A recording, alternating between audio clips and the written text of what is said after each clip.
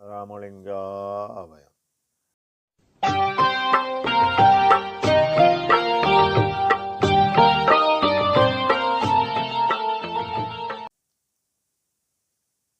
அருட்பெரும் ஜோதி அருட்பெரும் ஜோதி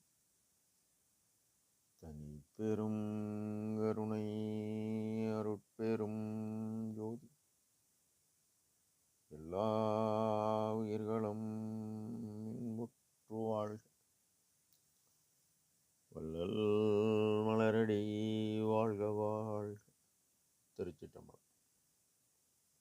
அருட்பெருஞ்சுதி ஆண்டவனின் பரிபூர்ண அருளை பெற்ற அருட்பிரகாச எம்பெருமானின் திருவடிகளை மனமொழிமையால் போற்றி பணிகின்றேன் தயவுடன். நாம் செய்த செயலின் விளைவாக இன்ப துன்ப அனுபவங்கள் யாவும் வந்து கொண்டே உள்ளது. அவ்வாறு வருகின்ற துன்பம் யாவும் பொறுத்து எல்லா உயிரும் இன்பமாக வாழ எண்ணி நாம் செயல்பட்டாலே நமக்கு ஆன்ம லாபம் கூடும். நம் பெருமான் திருவடி தோழிக்கு உரிமை கிளைத்தல் என்ற தலைப்பில் 10வது பாடலில் பரம் அதனோடு உலகுயிர்கள் கற்பனையே எல்லாம் பகர்சிவமே என உணர்ந்தோம் ஆதலினாலே நாமே பிரம்மம் என பிறர்க்கு உரைத்து பொங்கி வழிந்தாங்கே பேசுகின்ற பெரியவிரதம் பெரிய மதம்பிடியேல் உரமிகு பேர் உலகுயிர்கள் பரம் இவை காரியத்தால் உள்ளனவே காரணத்தால் உள்ளன இல்லனவே தரமிகு பேர் அருள் ஒளியால் சிவமயமே எல்லாம் தாம் என உணர்வது சன்மார்க்க நெறிவிடியே என இப்பாடல் என பெருமான் பதிவு செய்கின்றார்கள். பரம் மேலானது. உலகம் என்பது உயிர்களை குறிப்பிடும். கற்பித்து கூறப்பட்ட எல்லா பெரியோர்களால் சொல்லப்படும் சிவம் இது வேறு நிலை. இவர்கள் காண்பது காற்றின் இயக்கம். பரசிவம் பராசக்தி பராபரை அறிவுக்கு உட்பட்டது. இதனை அட்டாகம் 3வது பாடலில் நம் பெருமான் குறிப்பிடுகிறார். ஆதலினாலே நாமே பிரம்மம் என பிறர்க்கு உரைத்து நாதமாம் பிரம்மமும் நாத அண்டங்களும் ஆதாரம் வகுத்த அருட்பெருஞ்சோதி என்கின்றார். அகவலில் நாதம் அதாவது காட்டினேக்கமாகிய மனவெளி நின்று நிராதார ஆன்ம ஒளியுடன் கூடி அதுவே பேரொளி நிலை என பிறருக்கு எடுத்து கூறி பொங்கி வழிந்தாங்கே பேசுகின்ற பெரியவர்தம் பெரிய மதம்பிடியேல் மகிழ்ச்சி பொங்க வலிய ஆங்கு இருந்து பேசுகின்ற பிரம்ம ஞானிகள் தாம் பெரியவர் என பெரும் மதம் பிடித்தது கண்டு வருந்தாதே ஆன்மாவாகிய தோழிக்கு கடவுள் உண்மை கூறுகிறார். உரமிகு பேர் உரம் அறிவுறுத்துதல் பெருமை பொருந்திய உலகங்களுக்கும் உயிர்களுக்கும் இறைவன் காரியப்பாட்டால் பொருளாக கருதப்படுவன ஆயினும் காரணத்தால் உள்ளன இல்லனவே. காரணமான இறைவன் போன்று என்றும் நிலைத்து இருக்காம இவைகளெல்லாம் ஒரு காலம் முடிந்தால் அழிந்து விடுகிறது. அதனால்தான் காரணத்தால் உள்ளன இல்லனவே என்கின்றார். தரம் மிகும் உயர்ந்த தரம் என்று நிலைத்தவர் உயர்ந்த தரம் என்றும் நிலைத்தவர். அருள் ஒளியால் அருள் என்பது கடவுள் தயவு, ஒளி என்பது பேராற்றல் பெரும் சக்தி. அதாவது அருள் ஒளி என்பது இறைவனின் தயவு பேராற்றல். இது தனி சிவம் தனி சக்தி சிவமயமே எல்லாம் தாம் என உயர்ந்தது. சன்மார்க்க நெறிவிடியே சுத்த சன்மார்க்க பெருநெறி வழி அதாவது கடைபிடிப்பது வாழ்வுக்குரியது. கடவுள் ஒருவரே, அவர் அருட்பெருஞ்சுதி ஆண்டவர். சிறு தெய்வ வழிபாட்டையும் பலியிடுதலையும் விலக்கிடுதல் வேண்டும். புலால் உண்ணக்கூடாது, எவ்வுயிரையும் கொல்லக்கூடாது. ஜாதி மத சமய வேறுபாடுகளை தவிர்த்தல். ஜீவகாருண்ய இந்திரிய கரண ஜீவ ஆன்ம ஒழுக்கம் பின்பற்றுதல். எல்லா உயிர்களும் நம் சகோதரர்களே என்று உணர்தல். உயிர்குலமே கடவுள் விளங்கும் ஆலயம் என கருதி உயிர்களுக்கு தொண்டு செய்தல். உண்மையன்பால் அருட்பெருஞ்சோதியை வழிபாடு செய்து அருள் ஒளியை நமக்குள் காணுதல். மனித தேக மரணமில்லா பெருவாழ்வு வாழ்வதற்கென்றே பெறப்பட்டதால் அதனை பொன்போல பாதுகாத்து அருளை அடைய வேண்டும். அருள் பெறாது இறந்தோரை புதைத்தல் வேண்டும். கருமாதி திதி சடங்கு வேண்டாம். சிவமயமே எல்லாம் தாம் என உணர்வது. உரைநடை பகுதி 353 பக்கம்.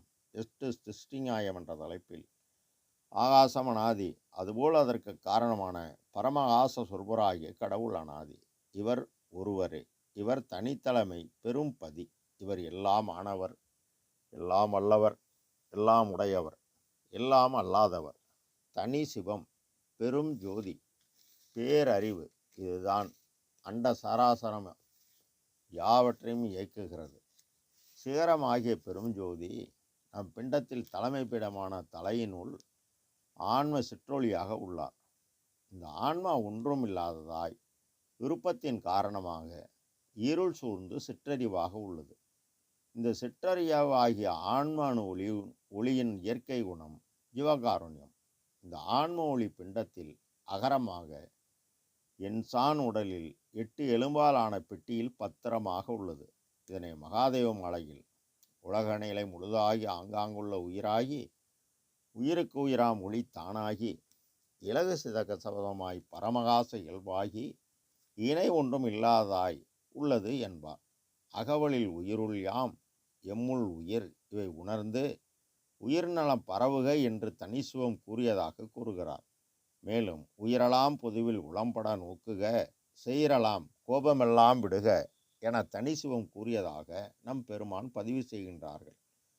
அவ்வாறு பதிவு செய்தவர்கள் பொது உணரும் போதலால் பிரித்து அதுவெனில் தோன்றாது அருட்பெருஞ்சோதி என்கின்றார்.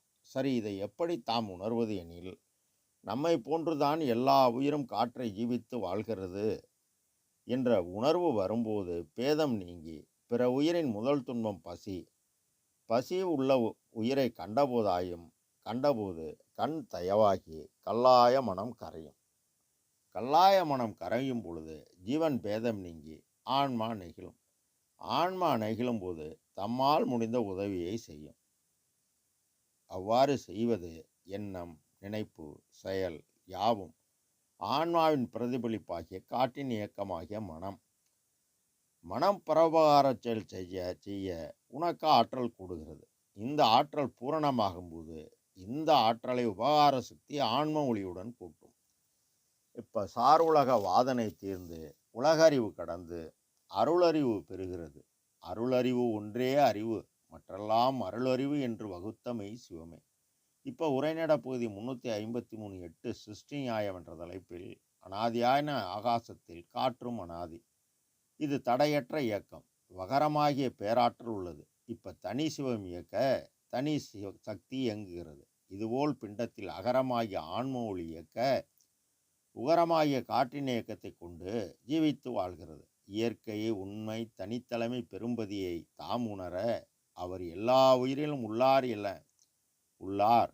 எல்லா உயிருக்கும் அவரால் வழங்கப்பட்ட உபகார கருவி பசி. இந்த பசியை நீக்க உன் ஆன்மா பிரகாசம் அடையும். உன்னான்மா பூரண அருள் ஒளி ஜீவதெய்வால் பெற்றால் இறைவனின் அருள் சக்தி வந்து தானே கலக்கும்.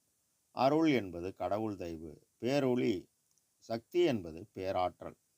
ஆக தயவு பேராற்றல் கூடினால் நீ கடவுள் நிலையிலிருந்து அம்மாயமாகிவிடலாம். இதனை அகவலில் சிகரமும் வகரமும் செருந்தனி உகரமும், அதாவது ஜீவகாருண்யத்தால் அகரமாகிய ஆன்மாவுடன் கூடினால் அகரமாகிய ஆன்ம ஒளியும் உகரமாகிய மனதின் ஜீவகாருண்ய செயலால் பெற்ற ஆற்றல் பெற்று அழியா சிகரமாகிய தனி சிவமாகிய இறைவனுடன் வகரம் தனி சக்தி நீ பேராற்றல் பெற்றதால் உன்னை கொண்டு சேர்க்கும் உண்மை மந்திரம் அருள் பெரும் ஜோதி. அருள் என்பது கடவுள் தயவு, பெரும் என்பது ஒப்பற்ற, ஜோதி என்பது பேராற்றல். ஒப்பற்ற தயவுடைய பேராற்றல் நீ ஜீவகாருண்யம் செய்து பெறுவது என அருள் ஒளியால் சிவமே எல்லாம் தாம் என உணர்வது சுத்த சன்மார்க்க நெறிபிடியே என்கின்றார் நம் குருநாதன். ராமலிங்கா அபயம். திருச்சிற்றம்பலம்.